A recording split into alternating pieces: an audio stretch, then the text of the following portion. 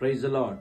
దేవునికి స్తోత్రం. ఈ యొక్క ఉదయకాలము చక్కగా దేవుడు మనకిచ్చినటువంటి మహాకృపను బట్టి ఆయన వాగ్దానమును చదువుకుందాం. ఈరోజు దేవుని వాక్యం ఎఫెసీ పత్రిక 5వ అధ్యాయము 17వ వచనములో, ఇందు నిమిత్తము మీరు అవివేకులు కాక ప్రభు యొక్క చిత్తమేమిటో గ్రహించుకొనుడి. మన జీవితంలో మనం అవివేకులు కాక, అంటే వివేకం లేకుండా, దేవుని చిత్తాన్ని కాకుండా మనం ఎన్నో పనులు చేస్తూ ఉంటాం. కానీ అవివేకులు కాక దేవుని చిత్తమేమిటో గ్రహించుకుని వాక్యం అంటా ఉంది.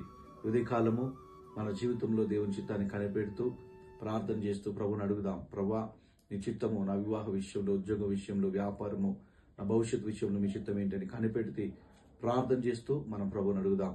ఈ యొక్క వాగ్దానం దేవుడు ద్వారా దేవుడు నీ జీవితంలో ఆయన చిత్తాన్ని దేవుడు బయలుపరచును గాక. God bless you.